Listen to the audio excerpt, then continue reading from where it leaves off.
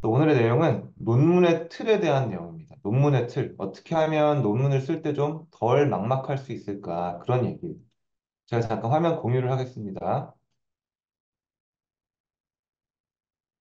파일이 중구난방이라서, 이렇게 그 파일 하나로 공유를 하는 것보다 그냥 제가 화면 공유를 할게요.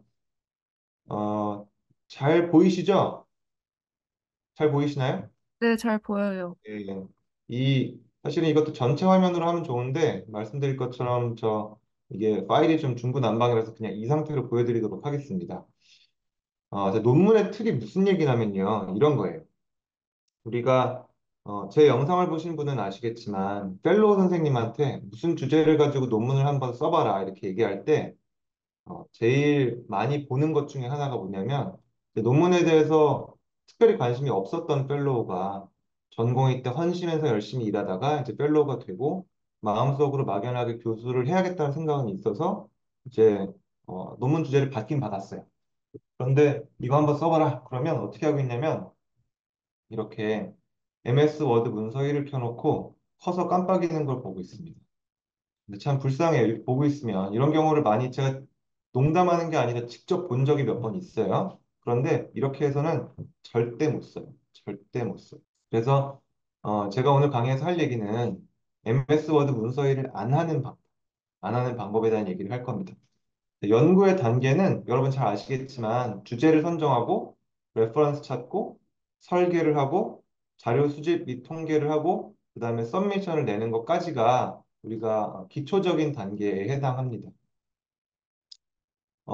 제가 여러 가지 이제 템플릿 파일을 소개를 시켜드릴 텐데 이 템플릿 파일은 다 여러분께 직접 전달을 드릴 겁니다. 제가 투비닥터 통해서 자료가 다 전달되게끔 할게요. 그래서 따로 뭐 스크린 캡처하거나 메모하시거나 할 필요 없이 제 파일을 다 받으실 수 있게 해드릴 겁니다. 그런데 템플레이트라는 게 뭐냐면 템플레이트가 뭔지 아시죠? 틀이죠, 틀. 붕어빵 틀이 있으면 거기다 반죽해가지고 이제 하는 거잖아요. 근데 틀이 이 레퍼런스랑 자료 수집 본문 쓰기에 만들어 놓은 틀이 있어요. 이제 하나씩 소개를 시켜드릴게요. 일단 주제 선정에 대해서는 제가 지난번에 웨비나를 했었는데 제가 받은 사전 질문 중에 그 강의를 못 들어서 아쉽다는 내용이 많았어요. 그래서 제가 조만간 유튜브로 영상을 올릴게요. 근데 주제 선정을 나중에 여러분들 다 보실 수 있게 해드릴 거고 영상은 주제 선정을 했다 칩시다. 했다 치고 주제가 선정이 됐어요. 그 다음에 해야 되는 건 뭐냐면 당위성을 입증을 해야 돼요. 내가 혼자 생각을 해냈든 교수님이 줬든 간에 이걸 펍메드 서치를 해서 이 연구가 될까 안 될까를 한번 봐야 되거든요.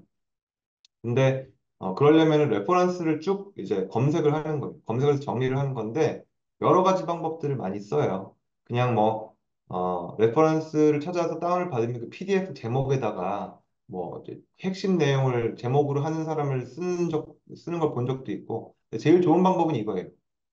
레퍼런스 템플레이트를 하나 만들어서 자, 이 파일 보이시죠? 템플레이트를 만들어서 혹시 지금 이 엑셀 파일의 이 내용이 이 화면 전체에 비해서 너무 작나요? 대충 보이나요? 괜찮죠? 네. 자, 어떤 거냐면 이런 거예요. 이 파일을 가져가서 시간, 그 넘버, 연도, 저널 이름, 퍼스트 오서, 디자인. 그다음 이 뒤에는 요거는 이 논문의 구체적인 내용을 제가 넣은 거기 때문에 이거는 바꾸는 거예요. 근데 이런 것들은 공통이에요. 자, 몇 년도에 나왔는지. 그다음에 어느 저널에 실렸는지, 일저자가 누군지, 디자인이 뭔지, 그다음에 키 파인딩이 뭔지, 사이테이션 포인트라는 건 그 논문을 읽다 보면 예를 들어서 이런 거죠. 우리가 췌장암에 대한 연구를 한다 칩시다. 그럼 인트로덕션에 항상 뭐가 들어가요? 췌장암은 지금 뭐 세계에서 몇 위 어쩌고 저쩌고 인시던스가 올라가고 있고 뭐 복강경 수술이 몇 년도에 시작됐고 맨날 똑같이 나오는 거거든요. 그 논문 읽다 보면 이 부분은 내가 인용을 할 수 있겠는데 여기다 미리 써놓으면 그 논문을 다시 열어보지 않아도 이거를 넣으면서 이 논문을 내가 엔드노트나 맨들리에 넣을 수가 있는 거예요. 그래서 이거를 한눈에 볼 수 있게 이렇게 해놓는 건데, 한 가지 팁은 뭐냐면, 모든 논문은 몇 개의 꼭지로 이루어져 있어요. 몇 개의 꼭지로. 예를 들어서, 의대 증원 사태에 따른 의대생 진료과 선택의 방향에 대한 연구를 한다. 그러면 의대 증원이라는 정부 정책이라는 꼭지가 하나 있을 거고, 의대생의 진로과 선택이라는 꼭지가 하나 있을 거예요. 그죠? 그 두 개의 레퍼런스는 별개죠. 물론 두 개를 똑같이 같이 본 연구도 있겠지만 대부분의 연구는 둘 중 하나에 속해 있을 거예요. 췌장암의 로봇 수술이라는 연구는 췌장암이라는 꼭지가 있고 로봇 수술이라는 꼭지가 있겠죠. 그러니까 이렇게 탭을 따로 하는 거예요. 꼭지 1에 대한 레퍼런스는 이 탭에다 정리하고 꼭지 2에 대한 레퍼런스는 여기다 정리를 하는 겁니다. 그러면 어떤 걸 할 수가 있냐면 이 주제에 대해서는 여기 스터디 디자인이 나와 있기 때문에 시스테마틱 리뷰까지 여러 편 나와 있구나.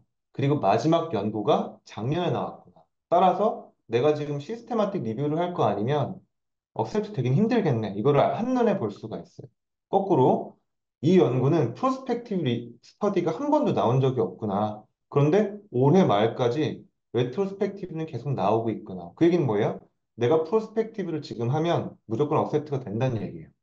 그리고 옆에 저널 이름도 나와 있기 때문에 어, 좋은 연구에 주로 나와 있는지, 그러니까 좋은 저널에 주로 실리는지도 알 수가 있어요.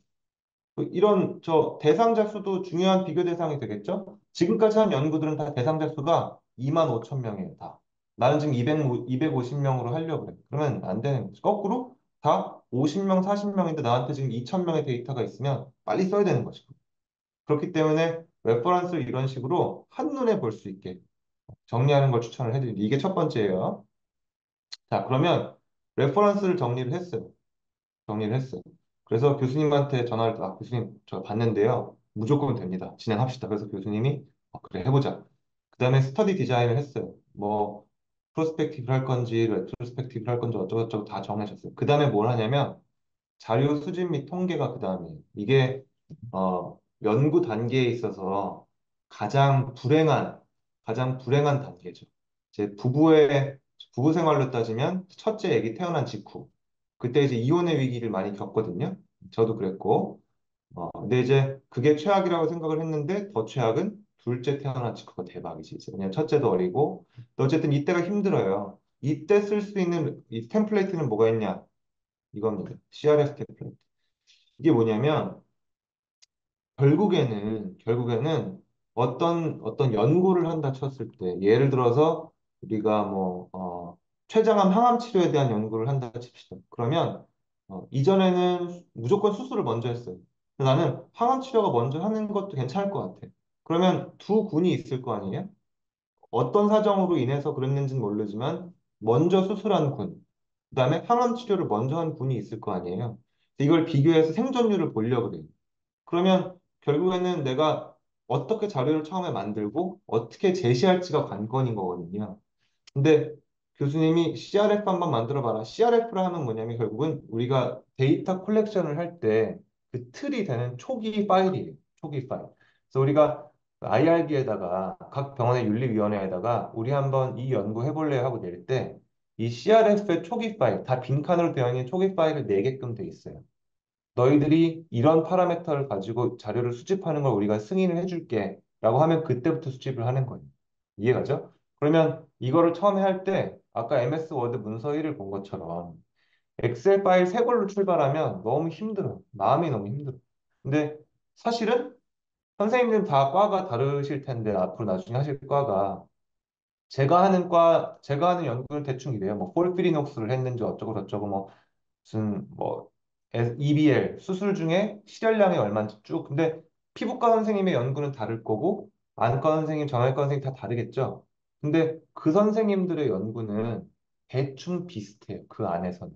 뭐 안과 연구면 좌안, 우안에 대한 내용이 있을 거고 뭐 피부과는 뭐 피부과의 특이적인 그런 파라미터들이 많이 있을 거고 그러니까 그 연구자가 하는 연구는 거의 비슷하다는 거예요. CRF가. 한 대여섯 가지 빼면.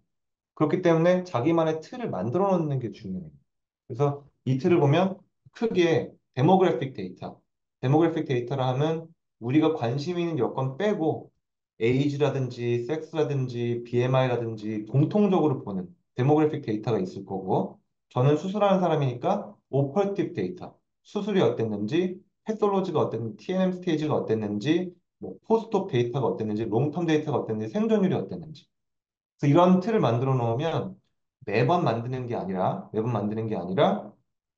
그때그때 필요한 거 넣고 필요 없는 거 빼고. CRF를 만드는 거에 대해서는 제 유튜브 채널 들어가 보시면 증례 기록지 작성이라는 진짜 재미없는 강의 영상이 하나 있어요. 조회수도 거의 순위가 거의 최하위 중에 하나인데 꼭 보세요. 만약에 이걸 만들게 되면. 왜냐하면 그 영상을 보면 이 CRF를 어떻게 만드는지, 어떻게 하면 효율을 높일 수 있는지가 설명이 되어 있습니다. 어, 자, 그래서 여기까지 했어요. 우리가 자료 추진 및 통계까지 했어요. 자, 이제 메인인데 본문 쓰기. 본문 쓰기. 사실 학생이나 인턴 선생님들 같은 경우에는 간혹 이제 어떤 경험들을 하게 되냐면 교수님이 결과까지 다 만들어 놨어. 통계까지 다 돌렸어. 그래서 이거 한번 써봐. 이러는 경우도 가끔 있거든요. 그래서 본문만 쓰면 되는데 이게 안 되는 경우가 많아요. 왜 안 되냐? 틀을 모르기 때문에 그렇습니다. 틀을 알고 있으면 이거는 쉬워요. 예를 들어서 우리가 지금 어, 주제에 대해서 기본 지식이 없으면 못 쓰는 건 당연하니까 주제에 대해서 잘 아는 주제를 생각을 해봅시다. 여러분이 이미 알고 있는. 예를 들어서 예과생과 본과생의 삶의 질에 영향을 주는 팩터들의 차이에 대한 연구를 한다 칩시다. 예를 들어서 예과생은 뭐예요? 뭐 어젯밤에 술을 얼마나 먹었는지 이런 거잖아요. 여자친구랑 싸웠는지 이런 거죠. 본과생은 뭐 시험이 있는지 없는지 이런 거일 거 아니에요. 그죠? 그러면은 거기에 대해서 인트로덕션을 써라. 그러면 지금은 좀 막막하죠. 틀을 아직 모르기 때문에. 거기에 대해서 내가 내용은 다 알고 있어도 인트로를 쓰기가 쉽지가 않아요. 첫 문장을 쓰는 방법을 모르겠다, 지금. 디스커션도 마찬가지. 결국은 인트로덕션, 메서드, 리졸트, 디스커션 이렇게 네 개거든요. 근데 메서드하고 리졸트는 거기서 거기에요, 항상. 그래서 글 쓰는 건 인트로하고 디스커션이 어려워요, 항상. 여기서 차이가 많이 나는데 이걸 어떻게 하는지를 봅시다. 지금부터. 어, 그래서 이게 중요한 파일인데 매뉴스크립트 템플레이트가 있어요.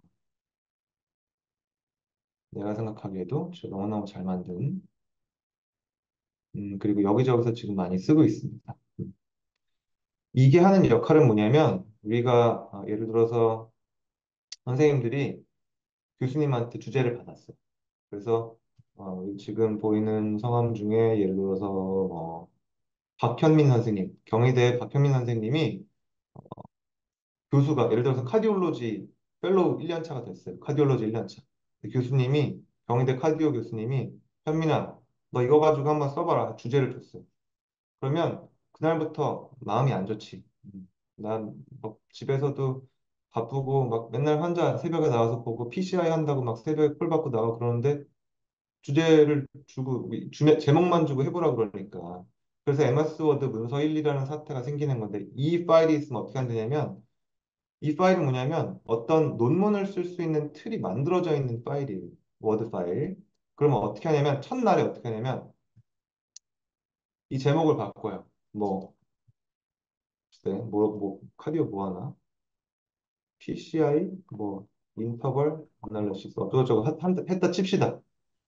그리고 뭐 교신 저자 이름이 뭐 누가 있을까요?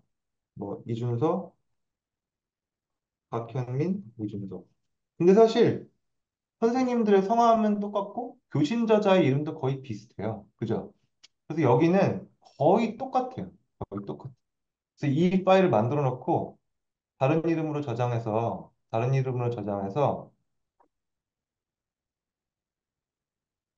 PCI 스터디 오늘 날짜가 화이트데이 0313 하나의 팁을 드리면 선생님들이 논문 그 자료 그 관리하실 때 외장 하드 들고 다니지 마세요. USB 들고 다니지 마시고 유비퀴터스한 클라우드를 꼭 쓰십시오.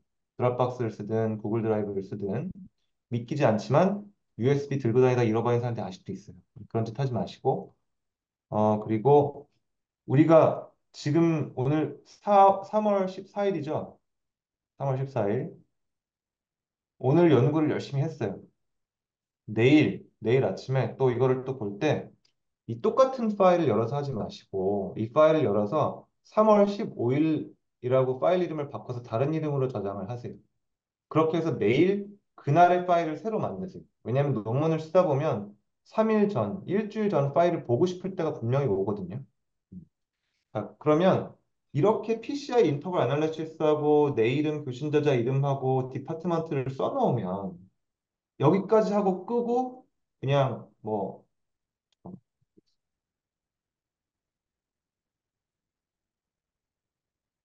여기까지 하고 끄고 내가 이제 연구 폴더가 있을 거 아니에요. 내 컴퓨터에. 연구에 PCI 애널리시스라는 폴더를 만들어서 이것만 해놔도 마음이 좋아요, 훨씬. 뭔가 한 것 같아. 그 다음에 빈칸 채우기만 하면 돼. 보통은 이거를 못 하는 거예요. 왜냐하면 어떻게 다들 생각하냐면 이제 이 PCI 이 연구를 받았으니까 내가 그러면 한 8시간을 낼 수 있을 때 내가 어디 강릉 가서 요새 워케이션 많이 한다는데 숙소를 잡아서 소주 한 병 사놓고 한 8시간 빡세게 해야지. 그러니까 안 하고 앉아서 넷플릭스 보는 거예요. 사실 이런 식으로 하면 30분씩 비었을 때 할 수 있는 거예요. 그래서 하나의 팁은 시작할 때 일부러 마음속에 코그니티브 배리어가 있다는 걸 인식을 하시고 첫날 일부러 딴 거 하지 말고 폴더 만들고 이름 파일만 만들어 놓으세요. 그 다음 날에 시작하기가 훨씬 쉽습니다. 자, 그러면 그 다음에는 어떻게 하냐면 PCI 스터디를 만들어 놨어요. 다음 날이 됐어요. 다음 날이 됐으면 그 레퍼런스 서치도 이미 돼 있죠. 사실 우리 시작하기 전에 고할지 스톱할지는 교수님하고 일단 결정이 된 상태니까 그 다음에는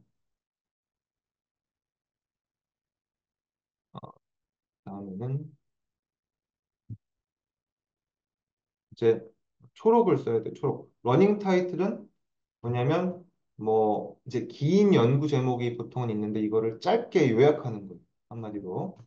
키워드도 몇 개 넣어야 되고 그다음에 초록을 써야 돼요. 초록. 초록을 써야 되는데 사실 지금 제가 이 파일을 보면서 여러분께 말씀드릴 거는 인트로덕션하고 디스커션을 쓰는 방법이 메인이에요. 인트로하고 디스커션 쓰는 게 메인인데 전체적으로 한번 훑기는 할게요. 근데 메인은 인트로, 디스커션이라는 거. 초록에 대해서 말씀드리면 초록에 대해서 여러분 흔하게 하는 실수 중에 하나가 뭐냐면 본문을 쫙 써요. 본문을 쭉 쓴 다음에 마지막에 초록 써야지 하고 초록을 본문을 요약해서 초록을 쓰는 게 흔한 실수예요. 그렇게 하지 마세요. 왜냐하면 우리가 논문을 써가지고 제출을 하면 어떤 과정을 겪냐면 그 논문 사무실에서 에디터가 먼저 봐요. 에디터가. 에디터가 보고 괜찮은데 하면 그때 리뷰어한테 보내요. 에디터가 봤는데 영 아니야. 그럼 바로 리젝트거든요. 에디터는 뭘 보냐면 초록이랑 테이블이랑 피겨만 봐요. 에디터. 그렇기 때문에 초록을 먼저 만들고 그 다음에 본문을 쓰는 거지. 나중에 맞다. 초록도 있었지. 이거는 아니라는 거. 초록이 제일 중요하다. 제일 중요하고 어, PMRC라 그래요. 이렇게 목적, 메서드, 리절트, 컨클루전 이렇게 미니 논문을 쓰는 분. 이런 식으로 쓰면 되고 뒤에 한번 실제 쓰는 걸 보여드릴게요. 자, 이 대망의 인트로. 대망의 인트로. 인트로는 항상 단계가 있어요. 단계. 단계가 어떻게 되냐면 보통은 네 단계. 다 다르지만 보통 네 단계. 첫 번째 단계는 알려진 사실. 두 번째 단계는 알려진 사실 2. 세 번째 단계는 알려지지 않은 거. 네 번째 의문점. 항상 똑같아요. 무슨 얘기냐면 이런 거예요. 왜 알려진 사실 1, 2가 왜 있냐면 보통의 연구는 두 개의 요소를 가지고 있어요.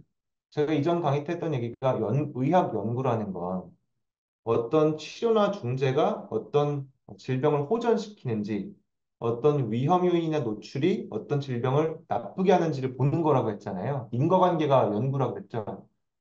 항상 필수적으로 요소가 두 개가 들어가 있어요. 그렇기 때문에 예를 들어서 우리가 아까 뭐 의대생의 삶의 질 연구 얘기했지만 거기에도 의대 증원 사태, 삶의 질의 변화라는 두 가지 꼭지가 있죠. 췌장암, 항암 치료 두 개의 꼭지가 있고 항상 그렇거든요. 그렇기 때문에 보통 인트로덕션은 첫 번째 꼭지에 대한 지금 알려져 있는 지식, 그 다음 두 번째 꼭지에 대한 알려져 있는 지식, 그 다음 모르고 있는 거, 그 다음 목적 이렇게 나와요. 자, 제 말이 맞는지 틀리는지 한번 실제 논문을 봅시다. 예를 들어서 얼마 전에 우리가 읽었던 논문인데 대장암 수술에 있어서 로봇 수술이 의미가 있냐 이런 논문이에요.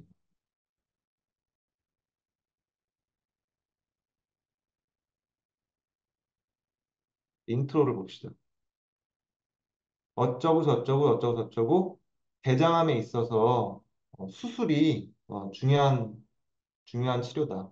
다 아는 내용. 레퍼런스 다 달려있고, 어떤 내용들을 봤을 때 수술이 중요하고, 로봇 수술 요새 많이 한다, 어쩌고저쩌고. 그 다음에 서지컬 스트레스는 수술 후에 CRP 같은 걸로 알 수 있다.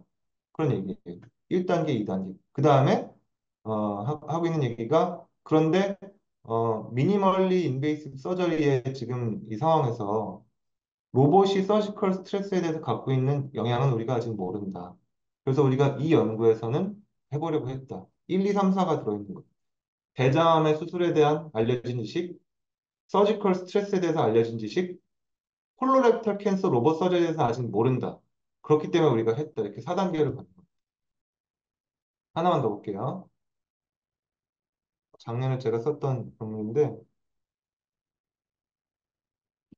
외과 얘기만 하면 재미없으시니까 내과 논문이에요. 이 논문은. 판클텍토미를 하고 당뇨에 대한 얘기거든요. 자, 첫 번째 문단은 뭐냐면 판크라텍토미를 했을 때 췌장 수술은 위험한 수술인데 요새는 성적이 많이 좋아졌다. 이런 얘기고. 그다음 뭐냐면 췌장 수술을 하고 나면 당뇨가 흔하게 생긴다. 마지막 한 얘기는 뭐냐면 그런데 췌장 수술을 하고 나서 당뇨가 언제 어떻게 생기는지 잘 모른다. 그래서 해봤다. 1, 2, 3, 4에 항상.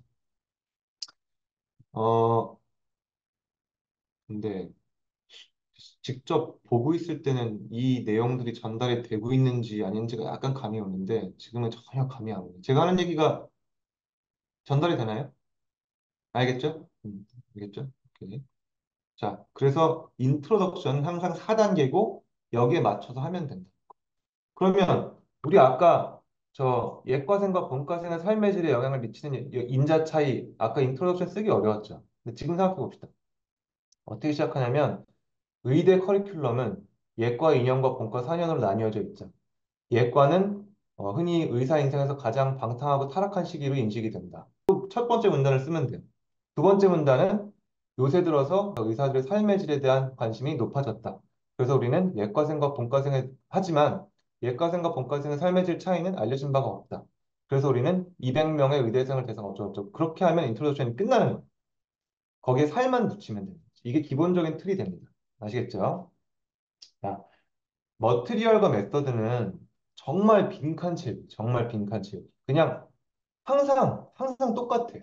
그래서 여러분이 하실 건 뭐냐면, 그냥 이 틀에 여러분이 참고로 하는 논문을 한 두세 개 띄워놓고 이 틀을 하나를 똑같이 따라하면 그러니까 이런 대략의 틀이 있다는 걸 알면서 그 틀에 맞추는 것들을 내 논문에 맞춰서 조금씩 넣기만 하면 돼요. 여기서 한 가지만 말씀드릴 건 뭐냐면, 연구 설계에 따라서 체크리스트가 다 정해져 있어요. 그래서 옵저베이셔널 스터디는 스트로브 플로우 차트라는 게 있어요. 이거 유튜브에도 나와 있고 구글에도 있어요. RCT는 컨솔트 플로우 차트라는 게 있고. 그래서 여러분하고 비슷한 설계의 논문을 꼭 다운받아서 한번 보시는 걸 추천해 드립니다. 왜냐면 내가 빼먹는 게 있으면 안 되니까. 기껏 해가지고 냈는데 리뷰어가 니네들 스트로브 플로우 차트 안 봤니? 그러면 지금 6개월 동안 연구했는데 다시 돌아갈 수는 없잖아요. 시작하기 전에 내 연구 설계에 따른 빼먹지 말아야 될 필수 요소가 뭐가 있는지를 꼭 보고 출발하시라는 거. 자, 그다음에 아웃컴 메저먼트가 있고 인터벤션에 대한 설명이 있고 통계 분석이 있어요. 이거 다 항상 정해져 있는 그런 거고 결과도 마찬가지. 결과도 연구 설계에 따라서 어떤 식으로 제시하는지 순서가 정해져 있어요. 많은 경우가 두 군의 비교예요. 그럼 처음에 어떻게 출발하냐면 우리 연구의 총 대상자는 몇 명이었고 총 평균 연령은 어쩌고 저쩌고 그다음 군별 따서 어쩌고 총 데모그래픽 얘기를 먼저 해요. 그다음에는 우리가 분석하려고 하는 요소에 대한 얘기 그다음 나오고 마지막에는 이제 추가 분석 그럽니다. 다 틀에 따라서 정해져 있는 거고 자, 마지막 가장 중요한 디스커션. 디스커션이 제일 힘들어요. 제일 어렵고 또 어디서 어떤 게 있냐면 디스커션이 잘 쓰는 사람 못 쓰는 사람 차이가 제일 많이 나요. 왜냐하면 한마디로 약을 파는 거지 약을. 내가 결과를 제대로 못 냈는데 디스커션으로 잘 만들 수도 있고 거꾸로 너무너무 좋은 결과인데 디스커션으로 망칠 수도 있는 거예요. 인트로덕션은 아까 보셨다시피 실수할 수 있는 여건이 별로 없어요.